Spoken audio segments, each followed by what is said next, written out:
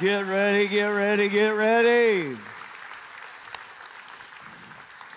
Family Fight, learning to fight for versus fight with. One of my favorite series all year long. Want to just give a disclaimer for all you who are wondering, why is Pastor wearing a hat? Because I had to have surgery, and they left a bunch of stitches in my head. And this hat looks a lot better than the bandage that is up here. If I take it off, I look like a skunk. Dark on each side and a white stripe in the middle. And so you say, Pastor, that's vanity. You're right, it is. And we're going to leave it just like that. Oh, man, I love this series. Not because I got it all figured out. I love this series because I need it more than everybody. And so no marriage in here, no relationship in here is perfect, okay? I don't care what Twitter's telling you, Instagram's telling you, social media's telling you. Trust me, they woke up this morning and their breath stunk. And so I think sometimes we compare ourselves against a version of others that isn't reality, which then causes us to walk in and worry and anxiety that God never wanted you to walk into. And so today we're going to kick this series off with a message entitled, Listen or Listening to Your Corner. Listening to your corner. You know, to listen to your corner, you have to know who's in your corner. Because not everybody that is around you are actually in your corner. And so I want to talk about that a little bit this morning. Have you ever noticed how powerful words are? Words carry weight. Words carry power. And whenever I begin to think about it, words travel through time and space. The reality is we know that because we pray. And when we pray, prayer travels to another place. We believe that prayer travels into the throne room of God, into the presence of God. He hears our prayers, and then He returns with answers. And sometimes those answers are with words or a word that comes from another place. And so often, I'm not sure that we understand the power of communication. It's fascinating how humans connect with each other through this vehicle of communication. The word communication comes from the etymology of the word community, which comes from the word communion. And so we all want to have close relationships. We all want to have communion, but you can't have communion without community, and you can't have community without communication. You can have proximity, you can have a lot of other things, but you never have communion where people really know you, see you, get you, understand you, and you likewise for them. I think people thirst for those kind of relationships. And so the Bible tells us in Hebrews chapter 11, verse 3, says, words have framed the world. That when God said, let there be, it was word that framed the world. So never minimize the power of language. Never minimize the power of words. How many know Proverbs has a little bit to say about that? It's funny. One of my favorite proverbs, and I think it's in the NIV translation, says, even a fool is considered wise when he keeps his mouth closed. Yeah. And so here's a few of them. Proverbs 15:23 says, such a person knows when to mind their speech and when to speak their mind. Proverbs 12:23 says, fools speak without understanding the debate or the subject matter, while the wise speak because they have something to say. Fools speak because they have to say something. Fools broadcast their foolishness. Have you ever heard somebody say, I'm gonna give them my 2 cents? You ever heard that? Have you ever looked back at them and said, it's really only about worth a penny?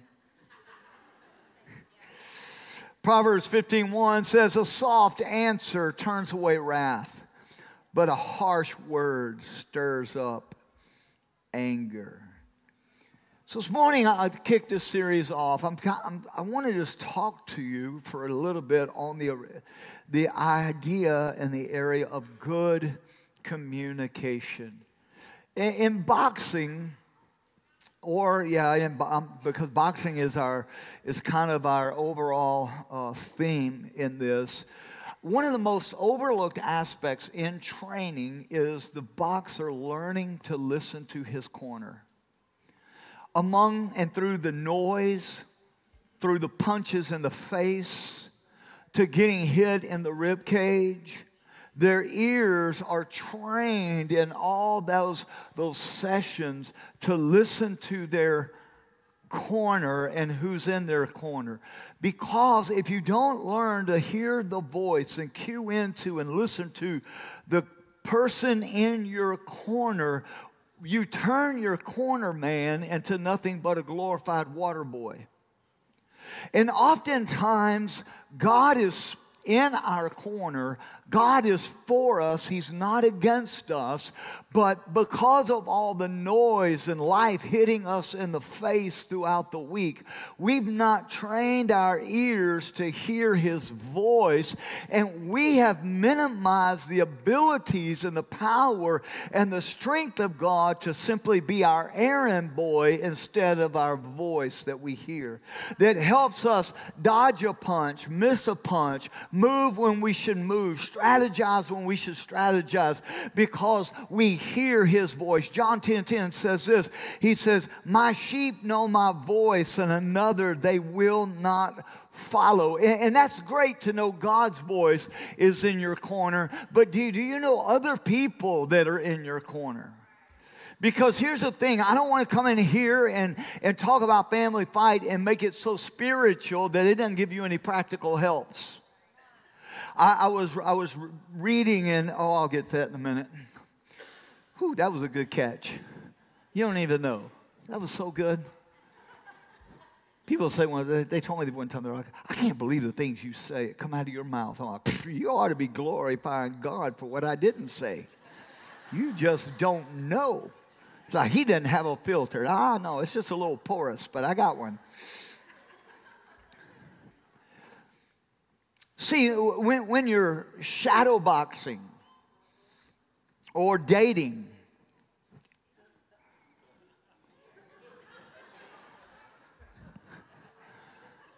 you're learning the voice of the one who is supposed to be in your corner.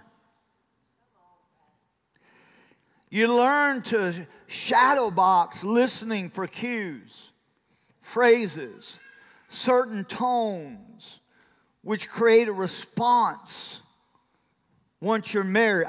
Once the fight is on. Let me talk to some folks in that, because this is going to help you now and in the future. If you're single, this will help you. If you're single again, this has helped you. But if you're married, this will help you. Matter of fact, you may be single again because you didn't hear this the first time.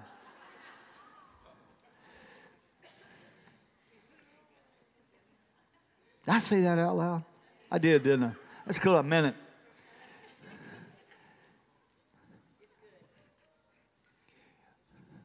That's why whenever you're dating, you don't get physical so fast.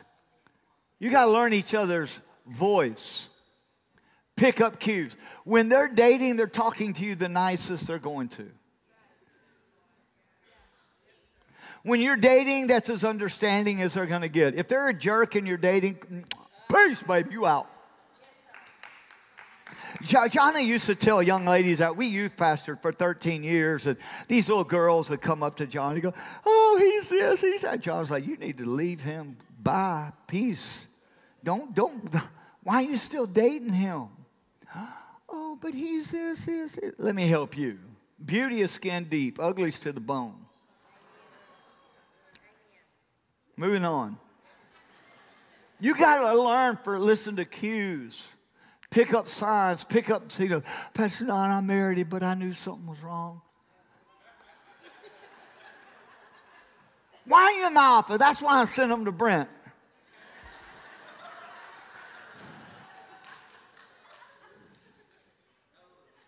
I ain't even kidding.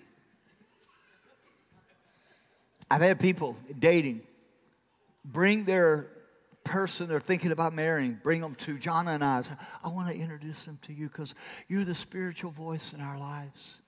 And I meet them and I'm like, don't do it. What? No. When's the date? Move it back a year and a half. I promise you. Y'all going to get better or it'll dissolve. But no. We're going to do it anyway. I thought we were the spiritual voice in your life. Undoubtedly, I wasn't in your corner. I was just in the audience of your life. All right, moving on. I used to love that stupid Verizon commercial. Can you hear me now? Can you hear me now? No, I cannot. What are they saying? For them, it was clarity, but there's just something about the noise factor. Whenever they're sparring and they're getting ready for a big title fight, what they'll do in the practice arena is they'll crank up the noise.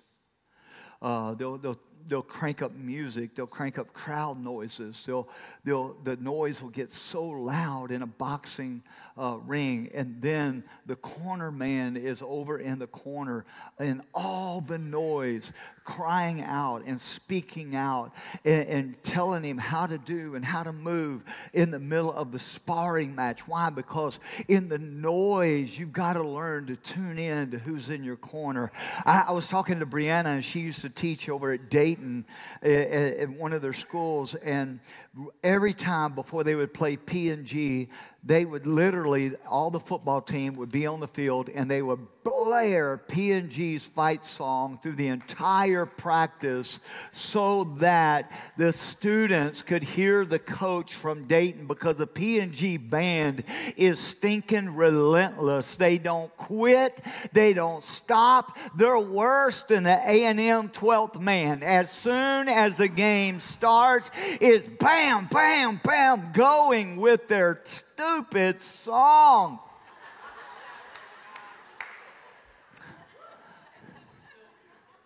And when you're the quarterback, you can't be running for your life saying, "What'd you say, coach?"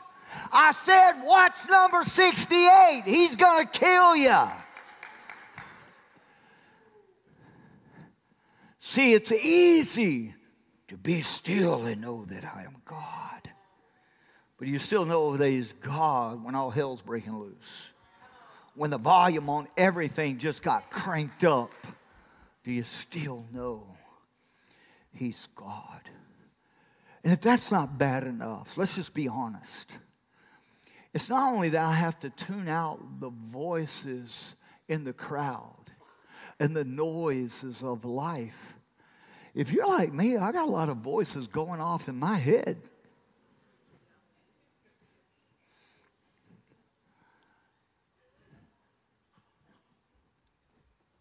See, ideally, the only voice you want to hear is the one that's in your corner, but usually this means a single person. But most fighters and most of us have lots of voices in our heads. We have our own voice, which at times will betray you. You'll have your past, which has a place in all the noise. You have your hopes that fill up the space. And for us who understand that we're not fighting against flesh and blood, you have the enemy of your soul screaming a bunch of other things in your head. So learning to listen to your corner and understanding your corner is huge. Because in every relationship, the primary key is healthy and good communication. We are living in a communication age, so they tell me. Yet, if we must be honest or at least notice, we're not doing a very good job at communicating. Everyone is talking at each other, not talking to each other. And all it's done is created noise. And to have effective anything, I'm telling you, for anything to be effective, a home, a marriage, church, prayer, life, this message, this sermon, a job portfolio. You have to develop good communication skills and ability. Communication isn't about, listen to me, this is good right here. This is going to be one of the 5 best things I'll say today. Communication is not about what is being said, but more so about what is heard. Oh, you missed that. It's not about what's being said, it's about what's being heard. Yesterday, my fence at our house has created a problem. And where one of the 6x6 boards are posts in the ground, part of my fence, like a whole section, has come loose from my gate. So John and I thought we could go fix it. We can do it. So we put together a good plan. I had a screw gun, long screws. We're going to go out and do it. And because of my injury, she says, you can't lift, so she'll have to do the lifting. I'm like, okay. You do the lifting, I'll do the pushing, we'll screw it in, we'll go back in. Well, she's on one side of the fence. I'm on the other side of the fence. We have 1x4s, cedar, between us with about that much gap to see each other.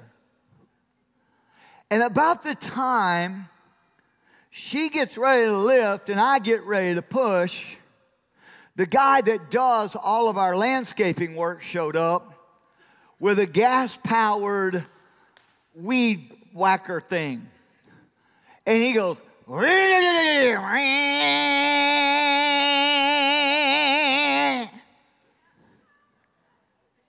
and I can't hear a word she's saying.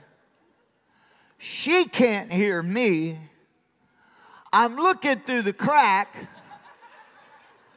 and I'm seeing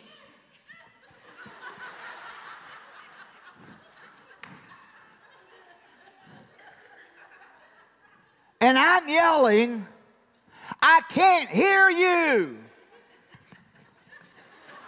I can't hear you. Finally, for her to go through the back door, me go through the front door, and I'm like, what are you so mad about? She's like, I'm not mad. I was asking, are you pushing?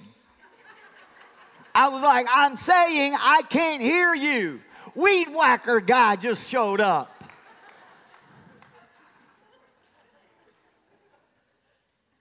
She said, you better call the fence guy. We ain't going to be able to do this.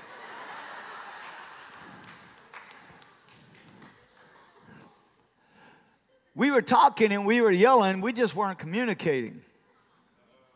And most relationships are talking at and yelling at, but not communicating. Because it wasn't what I was saying, it was what we were hearing that was causing the conflict. See, some of my biggest personal defenses kick in based on what I hear, not necessarily what is said. When I feel as if I have not been heard, or I've been misunderstood, or worse, this is the worst, I'm being dismissed. And maybe it wasn't what was said, it's what was heard. And I believe it is communication and lack thereof, which is one of the main causes for fighting in the family. So when that happens, I feel a moral obligation to try and explain myself with a whole lot more words.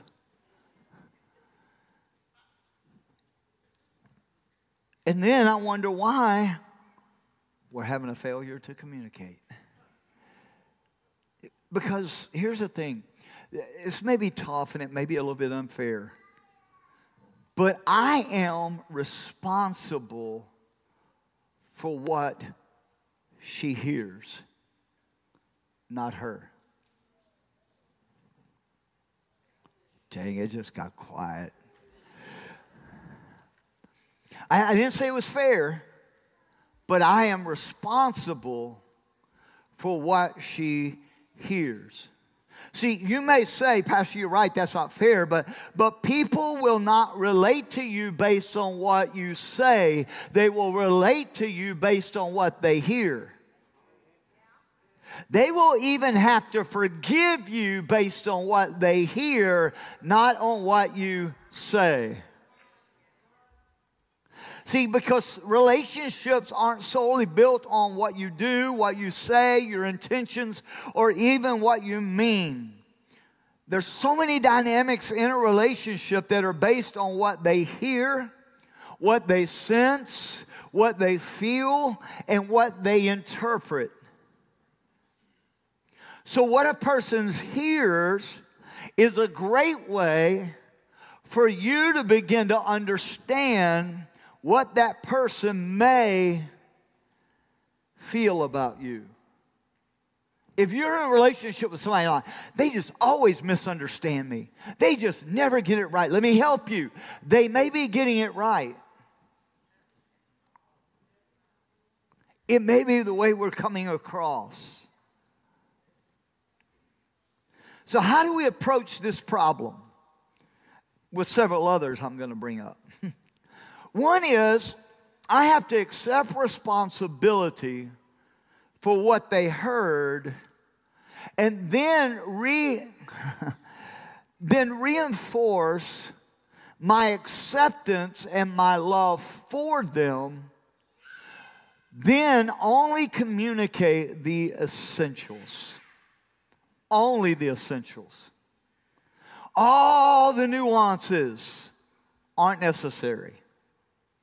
Like Jonah communicated only the essentials. Call the fence guy. That decision brought such peace in our home.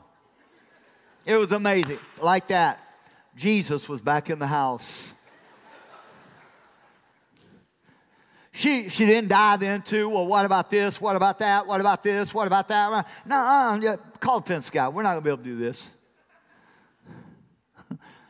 And I was like, well, you're right. What she did not know is when I left my side to go storming through the front door, I'd already pulled out the phone like, fence broke, please, SOS. Help. See, you have to understand that when we're looking at communication, it starts with the health of the relationship way before words are ever spoken. If the relationship is not healthy, I don't care what you say. You have to make sure the relationship is healthy. Also, be self-aware of your own personal health and well-being. You have to take responsibility for it. It'll have a huge influence on what you hear and what you say. Because communication is never static, it's always dynamic. If it's going to be effective. I've learned in family, you cannot speak to every family member the same way. As a father who raised two boys, who my first two grandchildren with girls, I had to learn I can't talk to them like I did them. They get all emotional. When I just looked, hey, stop that. Oh my God. It's the end of the world as we know it. And they run to Gigi. So I have to learn to say stop it differently. Pastor John, I don't have to do that. Then let me know how your relationships go. See, it's funny because if I don't learn a new way of communication, and I don't learn to grow in my communication, and if an old dog can't learn new tricks, you'll not be heard by a generation you say you love. Communicating in marriage. How many have found that that's difficult at times? Okay, it's just me. The rest of y'all got it on point. That's all right. See, here's the thing. Every individual in here has these inner hungers and desires on the inside. In boxing or any sport reference, you'll hear often, he or she was just hungry. They were just more hungry for it. They were just more desperate for it. And it's a craving, a desire, a passion for something greater. Or even for someone else. The Olympics. The Olympics was the Olympics, but what I loved was the new Nike commercial. Because first of all, I can't believe they aired that commercial. I was shocked. In this everyone gets a blue ribbon culture, their commercial was amazing. They had these star athletes. Some were Olympians. One of them was Kobe Bryant. Other was other athletes. And they would show and they would have a conversation. And it would just simply say, winning isn't for everyone. Nike. Oh! I went and bought a pair of Nikes because of it. Winning isn't for everyone. I'm like, hey, tell that to the T-ball team that's not keeping score. And everybody gets a blue ribbon at the end. No. You don't get the trophy or the ring just because you showed up. Winning isn't for everyone. Listen to me. There are marriages that aren't winning because we're not willing to put into the marriage what we say we want out of the marriage. Winning isn't for everyone. I was looking at some statistics, and I was listening to Doug Small speak last week, and what Doug had to say about family and marriage and men, and there was some cool stuff there because they say right now in church culture and church world, husband and wife who attend church together on a regular basis, only 20% of those marriages are ending in divorce. In culture right now, it's about 55% of marriages are ending in divorce, except for the current generation are just choosing not to get married. And so we look at marriage, and we're finding out that people in the world are about a 55% divorce rate. But if I can just get a couple to come to church, that drops down to 20%. Doug Small threw this in. And so I went and researched it because I didn't think it was true.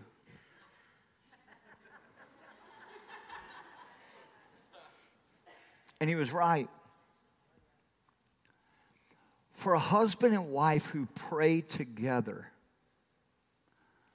only one out of 1,156 marriages end in divorce.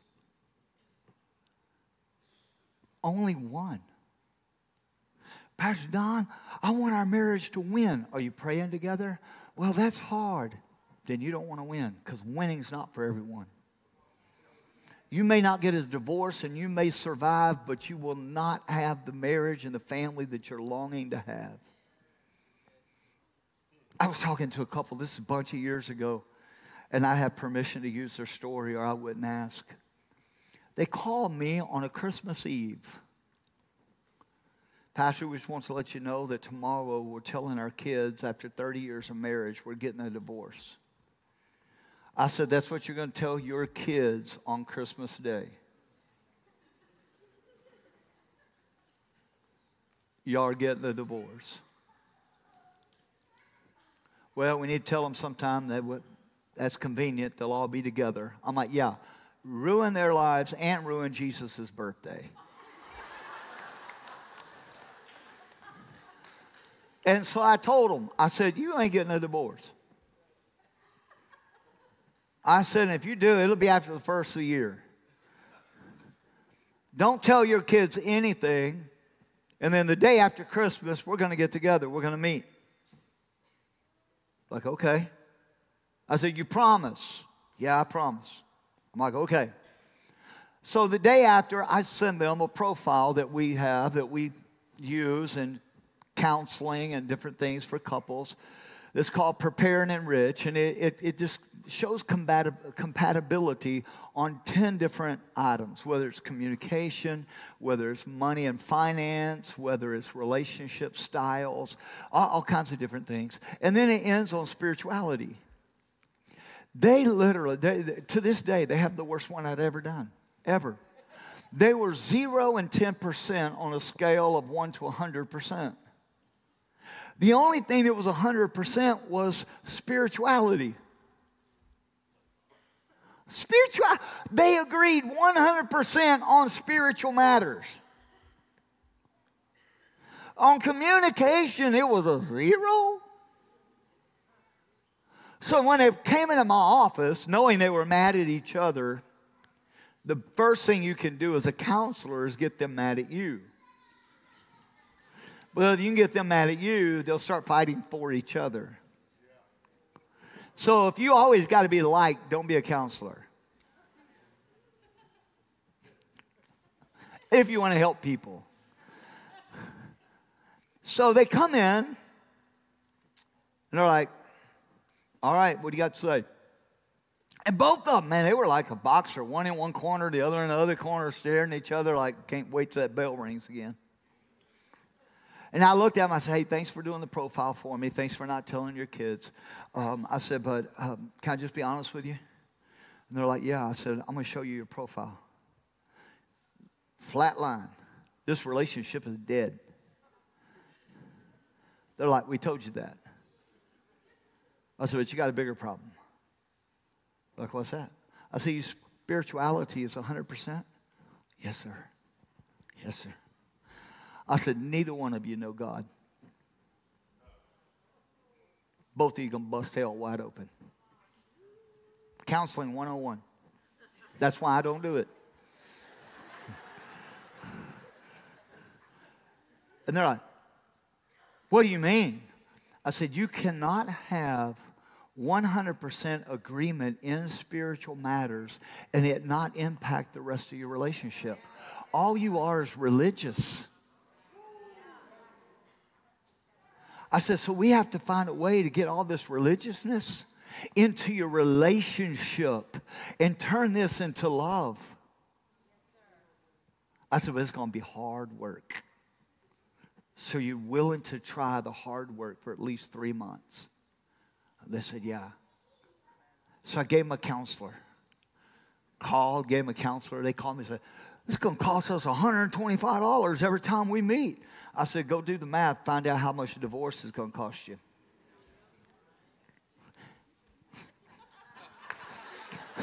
Counseling 201.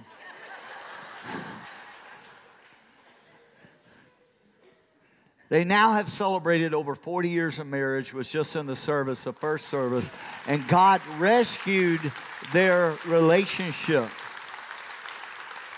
Now, just to give you peace of mind, I only met with them that one time. I sent them to a professional. You say, Pastor Don, what are you saying? Winning isn't for everyone. You've got to put the hard work in. You've got to listen if you want to be heard. Just lost everybody again. See, many people won't win at marriage. Many people won't win at parenting.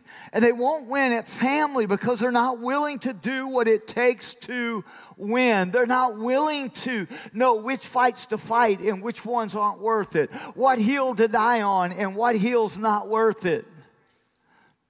See, it's important to understand that each person, even the person you're married to, is looking for love. Looking for meaning, looking for destiny, trying to figure out how to connect to other humans and how to connect to God, how to connect to something bigger than themselves, which we call purpose. And the Bible says those who hunger and thirst will be filled. In relationship, you're looking for life through connections. In every relationship, there has to be connection to grow. If you're going to grow in this church, you're going to have to connect with others. You're going to have to connect with the word of the Lord. You're going to have to connect with the things of God. You're going to have to connect with the presence of God. So we say, hey, I want you just to get together in groups or go on a date night with some folks. Oh, that's just so weird. That's so awkward. I want you to grow. To grow, you have to connect. And sometimes you have to connect with people so that you're not the smartest person in the room. Or that you're connecting with people that don't all think like you. I lost you again. That's all right, I'll get you back in a minute. So here's the mistakes that we make. We think that we have to be the solution to all those needs. And you don't. And honestly, you probably can't be. We just have to be the partner that helps find those solutions to those needs. Man, I'm going to say this. This is going to get me in trouble because it's on live stream. Just don't clip this and put it out there. It is a very unfair burden to put on another person for unconditional love.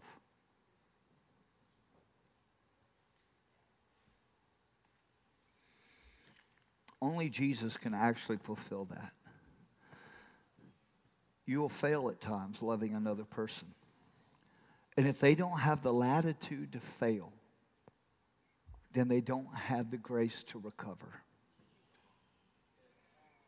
They can love you and love you and love you, and you're looking for unconditional love. And anybody who's ever been in love, you want to do that. You want to do that. You want to be their hero. You want to be their,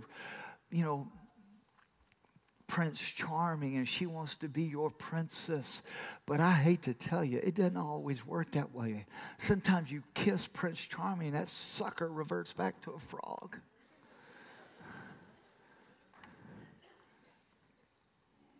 I heard John Maxwell tell this story. I think he told it here. But I've heard him tell it so many times it's true that him and his wife Margaret were at a conference and they were being interviewed, and the person asked Margaret, says, hey, does John make you happy? And she said, no. And John turned 4 shades of red and like to died on the stage, because she just said that to thousands and thousands of people. And she said, I learned a long time ago, if I was dependent upon John to always make me happy, I was going to live a miserable life. She says, so I had to choose to be happy and allow John to add to my happiness. So if you want to know the ways he adds to my happiness, there are many. But if I'm expecting him to make me happy, that doesn't happen. And some of you are looking for another person to always make you happy. When, can I be honest? Only God can satisfy you, and sometimes you just got to make yourself happy. And then they can add to your happiness. They can add value to that. The dumbest thing ever said, he completes me. Or she completes me. You got to be complete before you say I do. And listen. Learn to live interdependent with one another. When I married her, the thing I loved about her is now the thing that drives me crazy. But you have to be aware of that. It's going to happen to you too. What I loved was her fierce interdependence. She didn't need me. She wanted to be married to me. She said, I do to me. But if I fell over right now, I promise you, she's going to keep going in life. A lot wealthier too, might I add.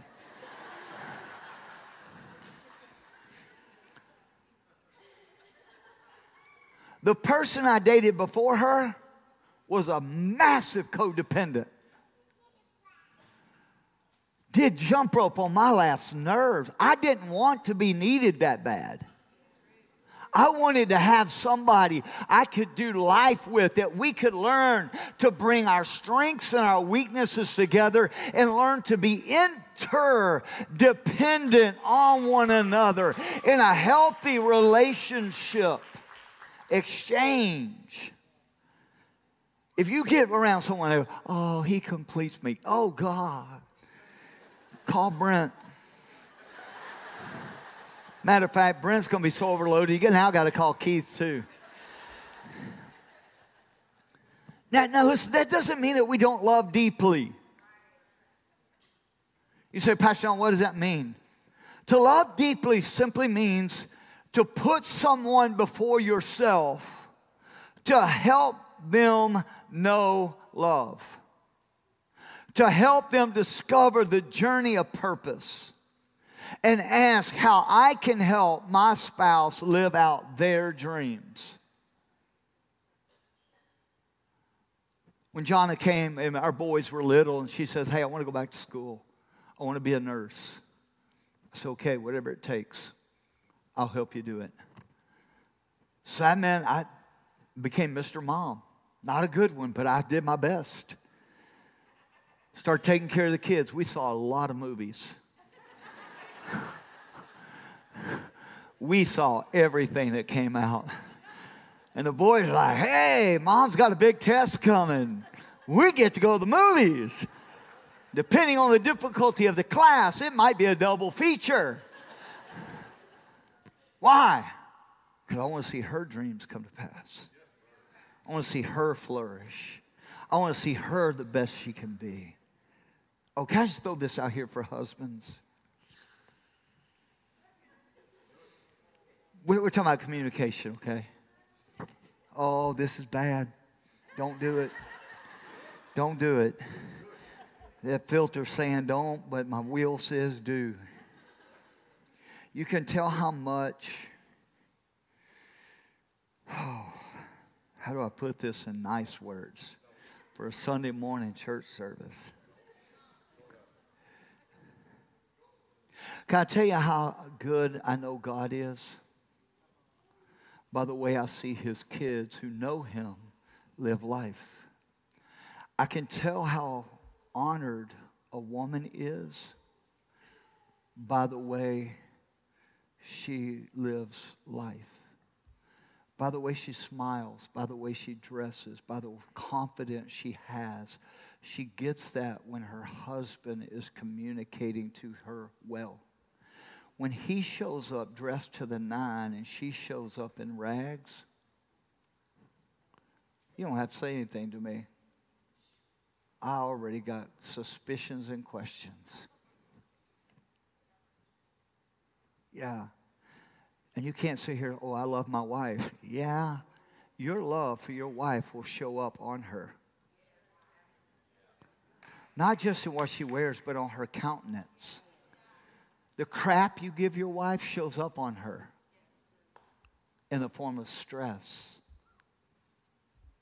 If you always have to be right, it shows up on her. I know this ain't a men's conference, but I'm just going to dig in because I feel a little resistance. And I might be small, but I'm tenacious. And ladies, the way he struts, the way he carries himself, tells me that he's got a wife who thinks he's a king. And talks to him like a king instead of a fool. Communicates with him with respect and honor. And then he communicates to her with love and security.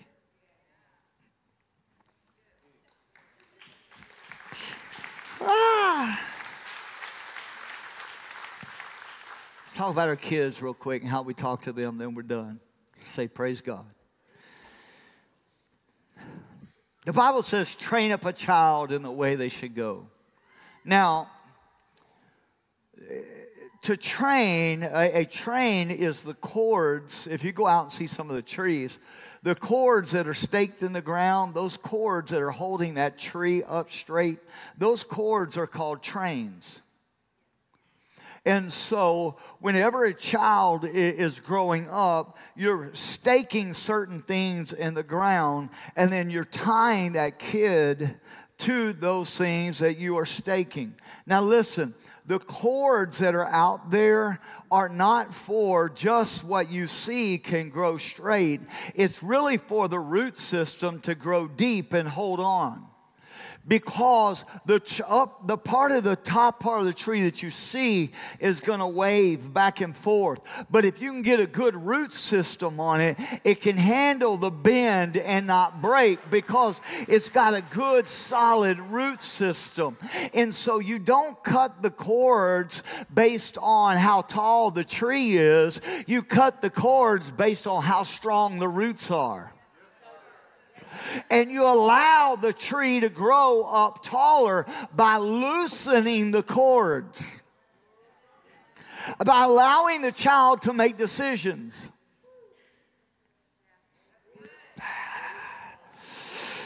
See, we desire for the tree to grow tall and strong and straight, but the training for those things start in the root system. It's what you're putting in the root, not in what everyone else sees. So they can have a public performance, but a terrible root system at home. So you have to be willing to have conversations about root issues, root causes, root values. When your kid comes home and say, hey, they do it like this at their house. Okay, but that's okay. Our values are this.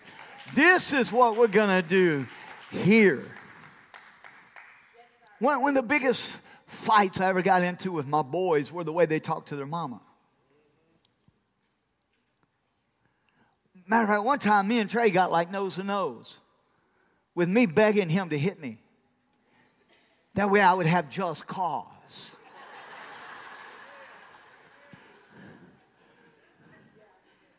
But it was the way he spoke to his mother. We don't do that in this house.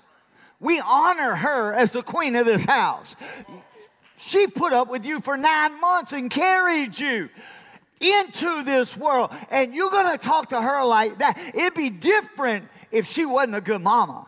It'd be different if she wasn't a great mother. But no, the devil is a lie. Honor your father and your mother so that you may have long life. And at 13, yours might be cut off. I'm kidding.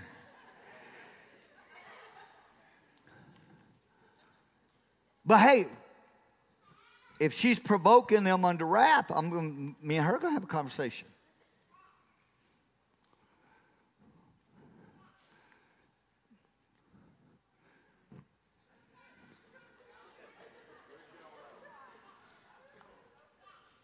Sometimes if you're the jerk, you got to own it.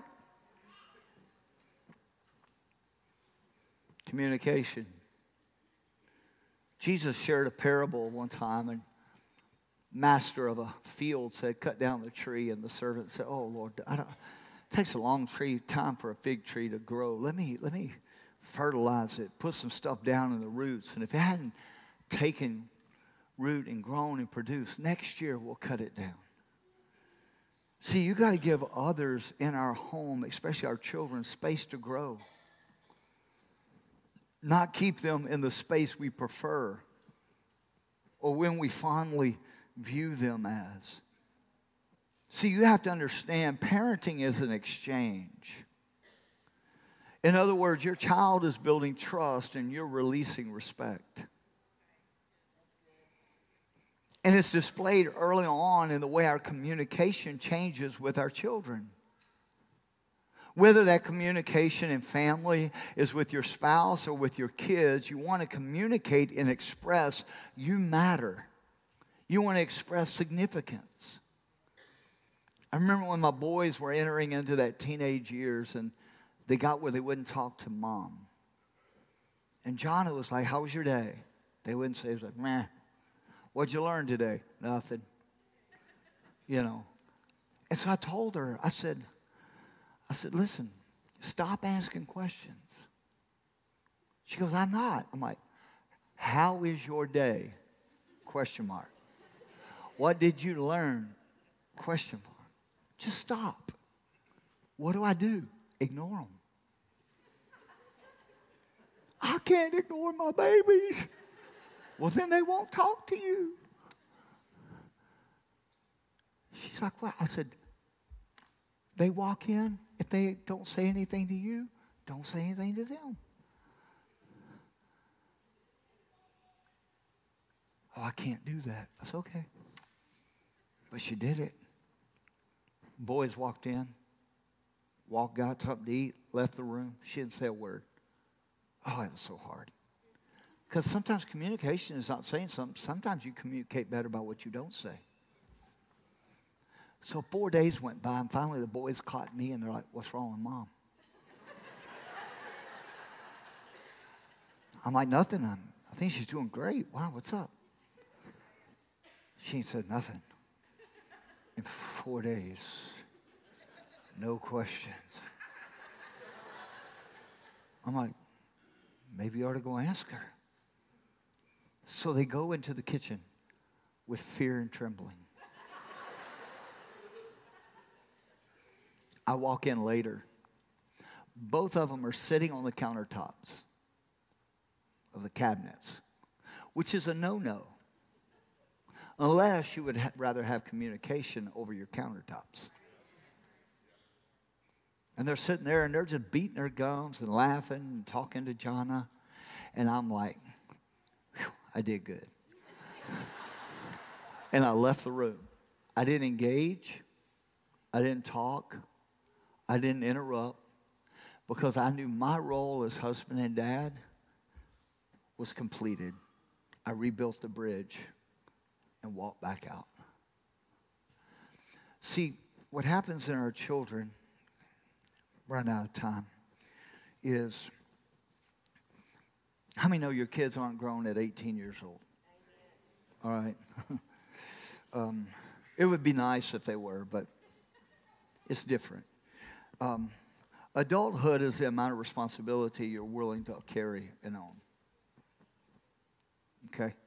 And so our job is to train them to be adults. That means you have to start putting responsibility on them so that they can carry that responsibility.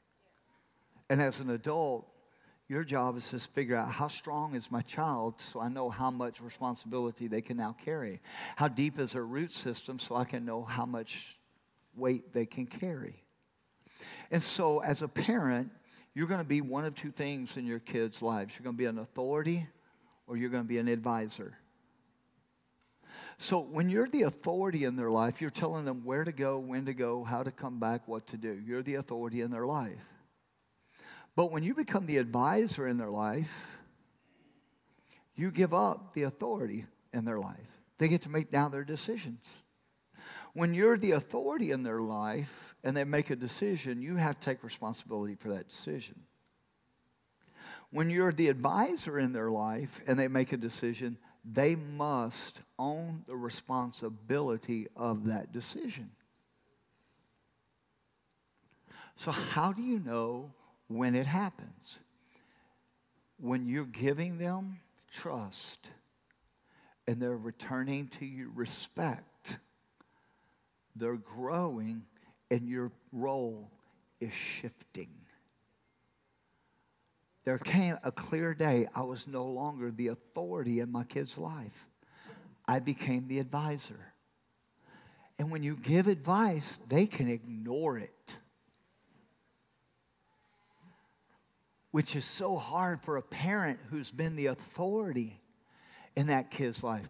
This is why older parents have a hard time with our older children.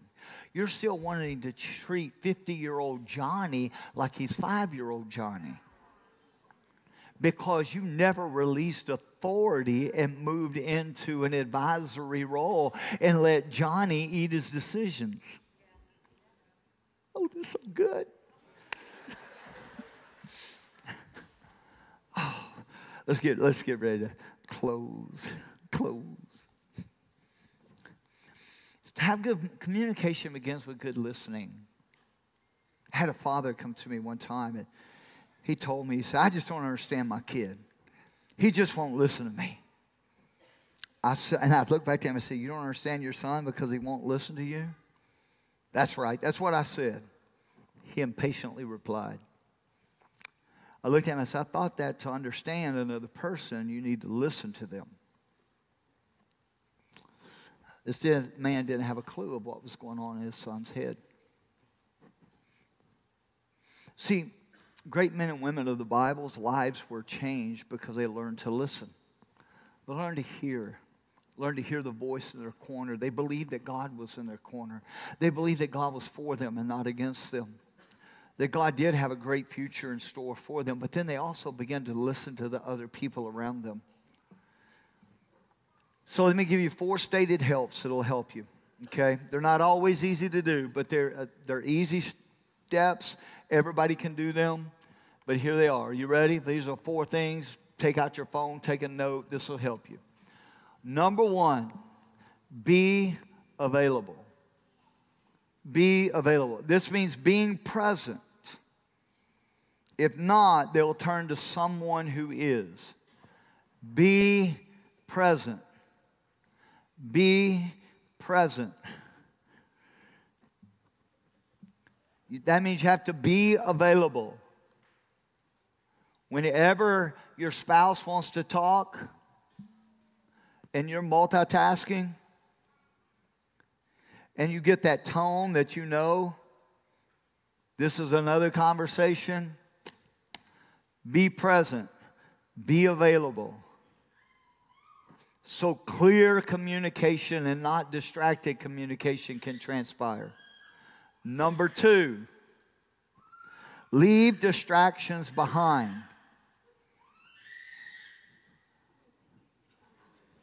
Case in point. I'm kidding.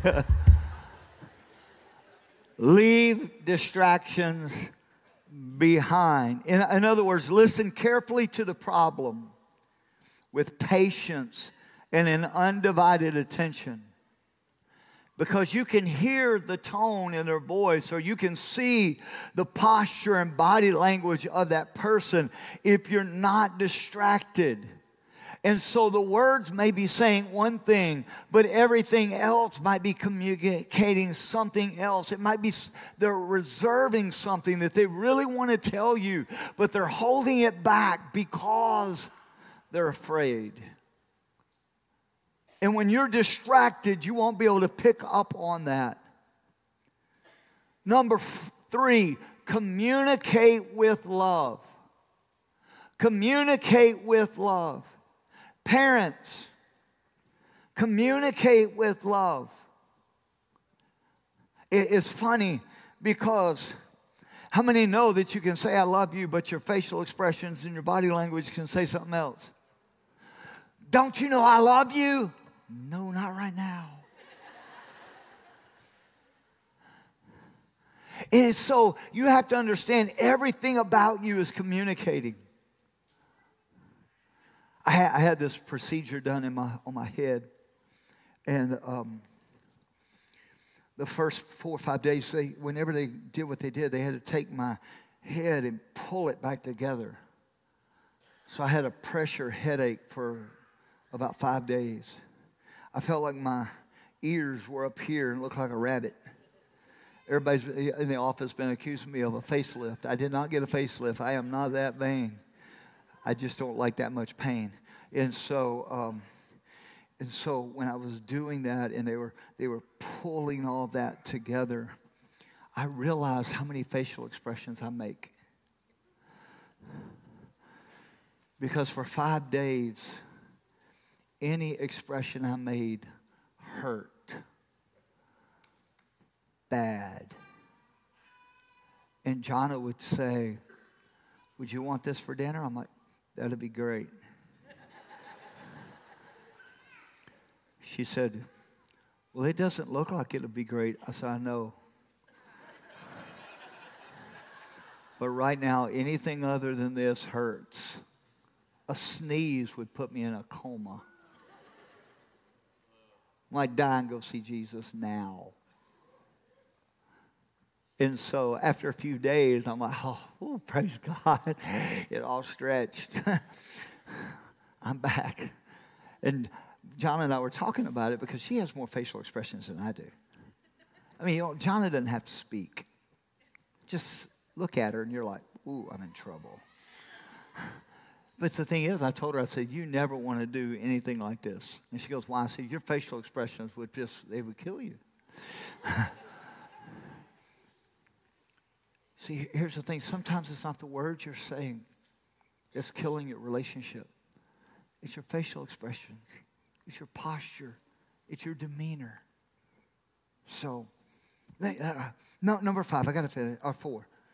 Refrain from judging prematurely. Refrain from judging prematurely. Listen, if you respond too quickly in judgmental words, tones, or facial expressions, you just killed the conversation. Refrain from judging prematurely. I heard this story. I want to read it to you, and then I'm done. I'm going to give you 3 things for homework, all right? In 1995, scientists, marine biologists discovered a blue whale who later became known as the loneliest whale on Earth.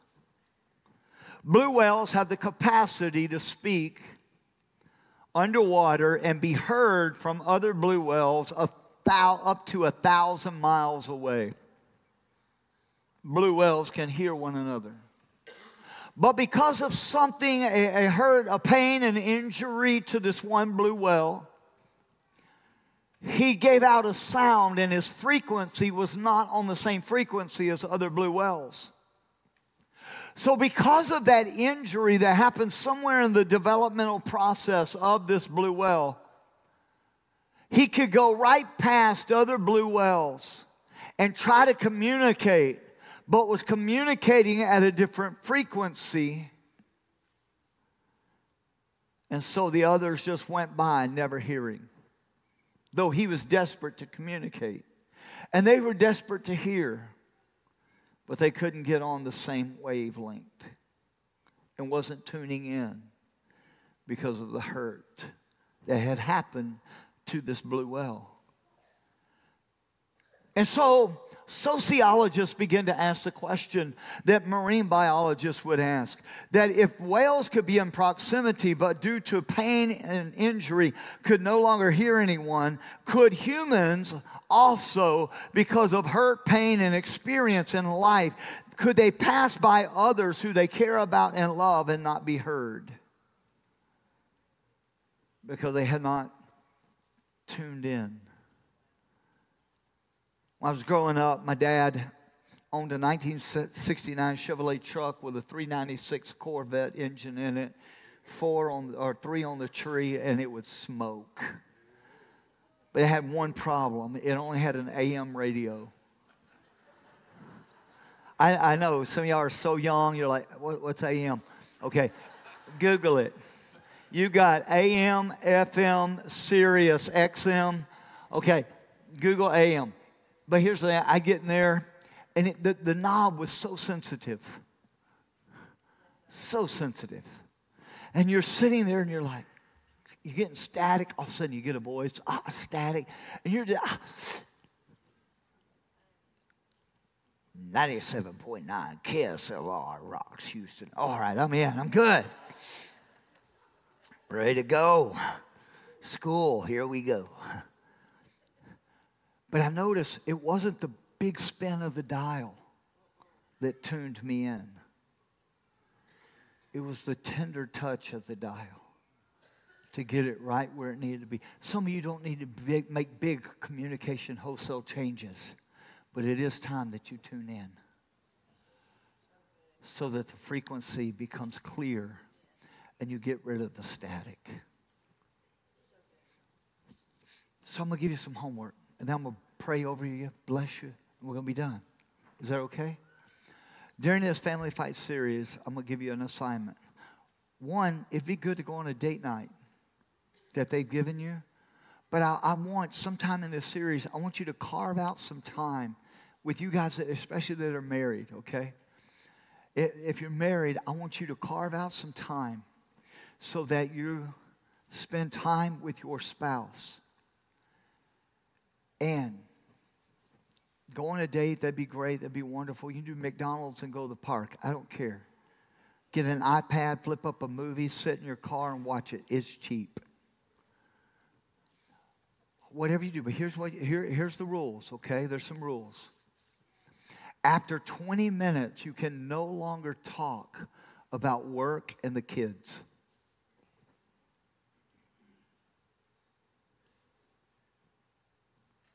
After 20 minutes, don't talk about work, don't talk about kids. Rediscover each other. Pastor Don, I'm not married, I'm single. Get together with a group of singles and talk about what you're looking for in your next spouse. And talk about character, not just physique. I'm just trying to help my ladies. All my ladies in the house go, woo, woo. No, I'm kidding. Number 2, if you have kids, even adult kids, and they are within proximity, sometime over the course of this series, I want you to take them out. Go on a date and listen to them. Listen. If you have adult kids, here's what I want you to do. I want you to take your phones, ask the waiter for a bread basket. Everybody put their phone in the bread basket. The first one who grabs their phone pays the bill. I promise you, your kids will listen to you all night long. They ain't got that kind of money. Take them to an expensive place.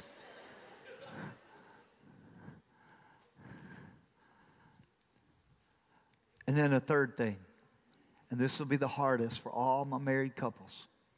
This is only if you want to win. Start carving out at least 5 minutes 3 times a week where you're praying with one another. Praying with one another. Men, get over your insecurity. Ladies, stop praying so long. God ain't got to hear all that. You're wearing him out. I'm just telling the truth. John, I come up here real fast, real quick. We're going to pray over the people. We're going to close. I didn't tell her to put her shoes on. My bad. Come on up. Men, I'm going to help you, okay? It's only 5 minutes. Men, when you're praying for your wives, this ain't it.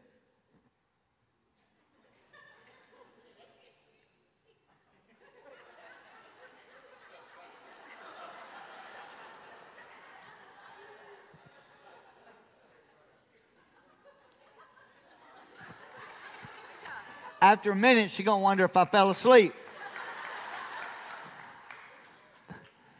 It means you have to open your mouth. You've got to speak. Pastor John, I don't know what to say. Say anything. You're talking to God. You're encouraging her. Bless your family. Bless your kids. Bless your marriage.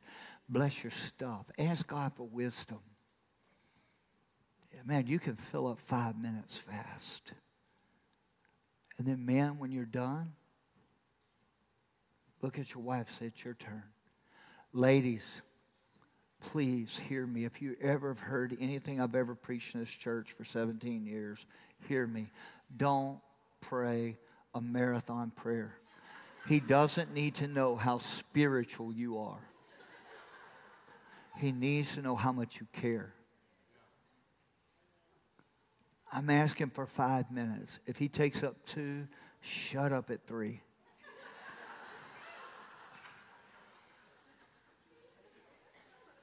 Because here's the thing. He's trying to get over his insecurity. And ladies, you got to get over your pride.